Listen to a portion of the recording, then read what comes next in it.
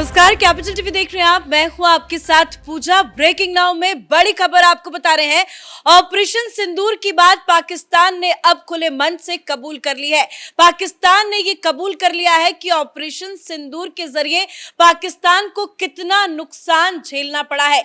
दरअसल पाकिस्तान के प्रधानमंत्री शहबाज शरीफ का एक वीडियो सामने आया है जिसमें वो साफ साफ कह रहे हैं कि ऑपरेशन सिंदूर के जरिए उन्हें किस तरह का नुकसान झेलना पड़ा। तो पहले ये बयान सुनिए, उसके बाद आगे की खबर पर चर्चा करेंगे। 9 और 10 की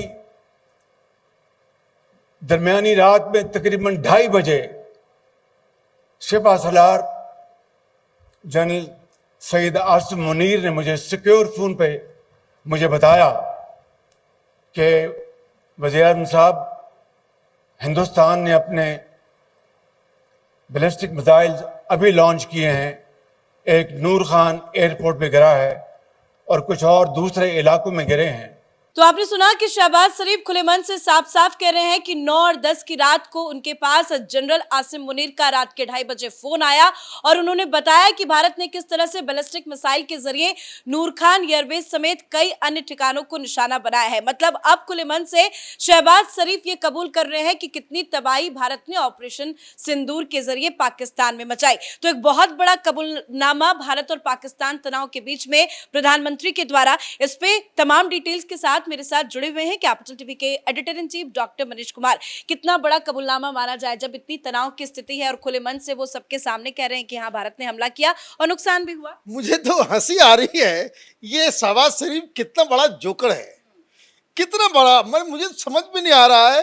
प्रधानमंत्री मोदी की नकल में इन लोगों ने पहले वीडियो बनाया और वीडियो बनाया तो टैंक के ऊपर जो है घास फूस रख दिया और प्रधानमंत्री मोदी पीछे एयरक्राफ्ट दिखा रहे हैं, हरकुलस दिखा रहे हैं, S-400 दिखा रहे हैं और इसने फतह मिसाइल का एक जो है पोस्टर लगा करके, बैनर लगा करके इसने ये सारी चीजें कर दी। लेकिन जो वीडियो आपने दिखाया, क्या कमाल का वीडियो है कि इसमें वो साफ साफ कह रहे हैं कि हमारे रात में 2:30 बजे, भाई रात में 2:30 बजे आपको जगा करके आपका सिपह सालार वो ये कह रहा है कि हमारी तो हो गई नूर खान के ऊपर मार दिया, अब क्या करें। तो इसका मतलब क्या है कि अब तक जो कुछ भी पाकिस्तान की तरफ से कहा जा रहा था वो झूठ था। और एक और झूठ मैं आपको बताता हूं, ये आर्मी वालों के साथ, ये पता नहीं, ये 4-5 लोग ये पहन लेते हैं सब, आज तक एक भी युद्ध नहीं जीता, सब मेडल लेकर के बैठा हुआ और वहां पे ये भाषण देते हैं।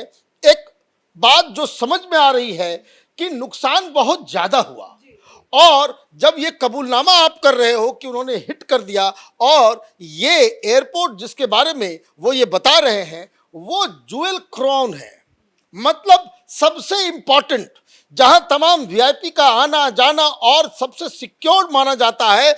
और वो इसलिए क्योंकि वहीं पे न्यूक्लियर कमांड सेंटर है और हमने ठीक उसके सिर पे मारा और पूरी दुनिया को मैसेज दे दिया कि आपके पास कुछ नहीं है बचाने के लिए और हमारे पास मारने के लिए हमने बस शुरुआत की थी। तो देखिए वो पोस्टर नजर आ रहा है पीछे। अब एक और कहानी मैं आपको बताता हूं, बड़ी मजेदार कहानी है। एक और वीडियो, अब पाकिस्तान में ही लोग जो है सवाल कर रहे हैं और पाकिस्तानी वो सब वीडियो निकाल निकाल के अब सोशल मीडिया पे दे रहे हैं। जिस तरह का अभी इसने करारनामा किया कि भाई इंडियन मिसाइल ने हमें तबाह और बर्बाद कर दिया, 11 हमारे एयर बेसेस उड़ा दिए, इसी तरह का एक और वीडियो सामने आया है और उसमें एक नैरेटिव गढ़ी जा रही है। और इस चीज को लेकर के हिंदुस्तान में भी बहुत सारे लोग ये सवाल पूछ रहे हैं कि हमने क्यों सीज फायर के लिए हम एग्री कर गए, क्या हो गया, नहीं हो गया। तो इस वीडियो से पहले जो मैंने कहा कि भाई ये क्यों सबसे बड़ा जोकर है, क्योंकि इस वीडियो से ठीक पहले इसने 3-4 दिन पहले, चूंकि वो आजकल इंटरनेट जाम है, वहाँ का पूरा वीडियो, पूरी कार्रवाई वो ट्विटर पे अवेलेबल नहीं है, लेकिन अब बाहर से लोग जो है वो वीडियोस को डाल रहे हैं। उसके एक दिन पहले, इस बयान से एक दिन पहले इसने एक कहानी बताई और इसी तरीके से सारे जो कायर जनरल लोग बैठे हुए हैं उसमें ये कह रहा है कि मैं फज्र के समय मैं उठ जाता हूं जल्दी और मैं फज्र के समय मैं स्विमिंग पूल में स्विम कर रहा था और मैंने ये कहा रखा था कि अगर कोई फोन आए तो मुझे तुरंत जो है वो, तो मैं स्विमिंग पूल में नहा रहा था, स्विम कर रहा था, और हमारे सिपह सलार का जो है वो फोन आया और उसने कहा कि भाई हिंदुस्तान की तरफ से ये ऑफर आया है कि सीज फायर कर लें, तो आप बताएं कि हम क्या करें। तो शहबाज शरीफ ने कहा कि मैंने अपने सिपह सलार मतलब जनरल को, मतलब मुनीर को ये कहा कि अगर हिंदुस्तान की तरफ से ऐसा कोई ऑफर आ रहा है तो बिस्मिल्लाह किया जाए।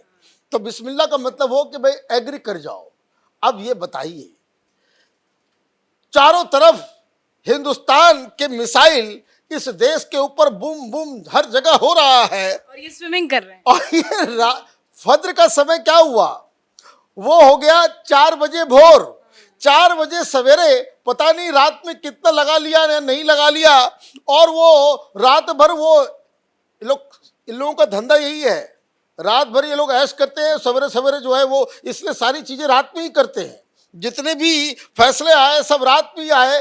तो ये बता रहे कि 4 बजे भोर में मुझे जब फोन आया तो मैं स्विम कर रहा था, उस मुल्क का क्या होगा कि हिंदुस्तान हमला कर रहा है और प्रधानमंत्री वहां का शहबाज शरीफ वो स्विमिंग पूल में नहा रहा है। ये तो इन लोगों ने तो नवाबों की कहानी को भी जो है, यार ये तो साफ समझ में आ रहा है कि कहानी गढ़ने के लिए वो झूठ बोल रहे हैं। अगर स्विमिंग भी कर रहे होंगे ऐसे वक्त में तो वो तो उनके ही ऊपर सवाल खड़े हो रहे हैं। लेकिन ये जो उन्होंने एक बात उसके साथ एड ऑन की कि भारत की तरफ से ये कहा गया कि सीज फायर कर लेते हैं, इस तरह का झूठ प्रोपेगेंडा अभी भी क्यों चल रहा है? ये बताने के लिए कि भाई देखो हमने ये मार दिया, हमने देखिए ये क्या कर रहे थे पाकिस्तानी कि भाई आदमपुर को हमने तबाह बर्बाद कर दिया, वहां कुछ नहीं बचा, और फेक एआई से जनरेटेड फोटोज और ये दिखा दिखा करके ये कह रहे कि सब कुछ तबाह बर्बाद कर दिया, उसका एयर पट्टी जो है वो खत्म कर दिया, हमने सारे मिसाइल खत्म कर दिए।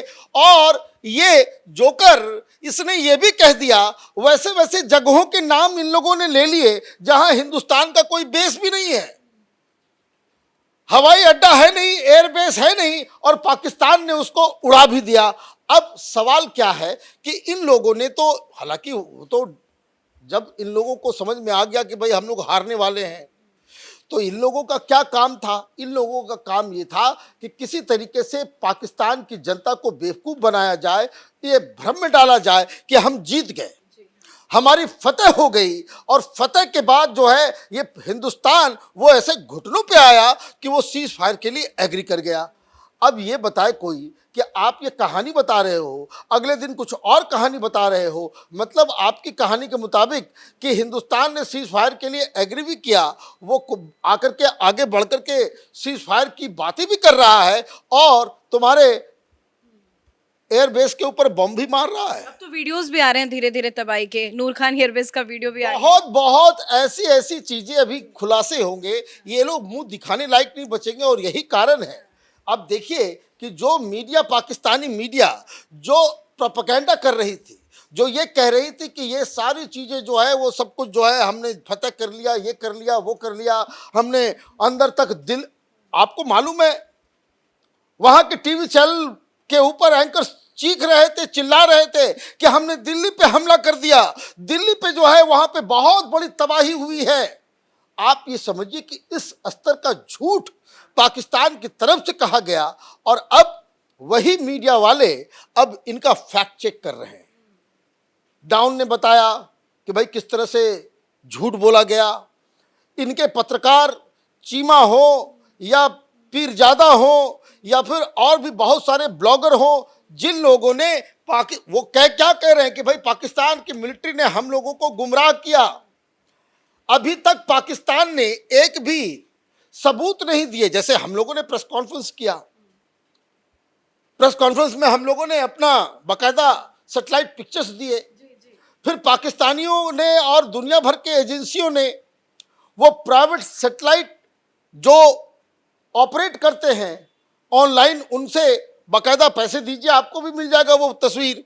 वो उन तस्वीरों को फिर उन लोगों ने प्राइवेट जो सैटेलाइट चलाने वाली एजेंसियां हैं उनसे उसकी कंफर्मेशन ली, और उन लोगों से बताया कि भाई हमले के पहले क्या स्ट्रक्चर था, हमले के बाद क्या है, तो हिंदुस्तान की तरफ से जितने भी दावे किए गए वो 100% वो सही साबित हुए और पाकिस्तान की तरफ से इन लोगों का ये जो पूरा जो और अगर झूठ। पीएम मोदी की कॉपी भी कर रहे थे तो चले जाते, दिखा देते कि इनके पास क्या क्या हथियार बचे हैं। देखिए खिलौना लेकर के सामने है, अब जब टैंक के ऊपर देखिए ना घास फूस डाल रखा है, घास फूस डाल रखा है और पता नहीं कितना। और ये तो सबसे मजेदार ये है फतह, ये देखिए फतह मिसाइल दिखा नहीं रहा, तो भारत ने मार गिराया। जिसको सिरसा में हम लोगों ने मार गिराया। तो ये मुझे लग रहा है कि जिस तरीके से बोलारी हो, चाहे सरगोदा हो, चाहे वो रावलपिंडी का हो, चाहे वो इस्लामाबाद का हो, अब इतनी इन लोगों को खौफ हो गई है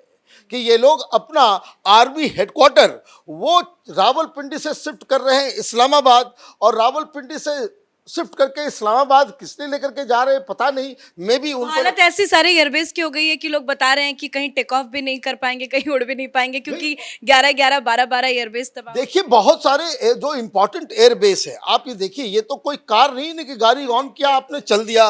अगर आपके ये 48 घंटे, दुनिया भर के एक्सपर्ट्स बता रहे कि 48 घंटे और अगर ये चल गया होता, हम इनके जब जो हवाई पट्टी है जहां से टेक ऑफ आदमी जो है वो लैंड कराता है, वो हवाई पट्टी ही अगर वो खत्म है तो आपके पास जो तमाम जितने भी हवाई जहाज रखे हुए हैं वो तो फिर उड़ नहीं एक पाएगा। मजेदार खबर ये भी है, जाते जाते रिएक्शन लेंगे। एक टेंडर निकाला गया है पाकिस्तान की तरफ से, बताया जा रहा है कि भाई जो भी एयरबेस तबाह हुए हैं उसको फिर से खड़ा करना है, तो टेंडर भी निकाला गया है। भाई टेंडर, भाई देखिए ये बड़ा एक्सपर्टीज का काम होता है। ऐसा नहीं कि भाई आपने सड़क बना ली, सड़क बना ली, ऐसा होता नहीं है। और अगर आपके तमाम ये सारी चीजें जो है वो खत्म हो गई है, लोग तो कह रहे हैं कि भाई पैसे भी नहीं है और जितना जो तबाही हमने मचाई है उसमें कम से कम 6 महीने का समय लगेगा।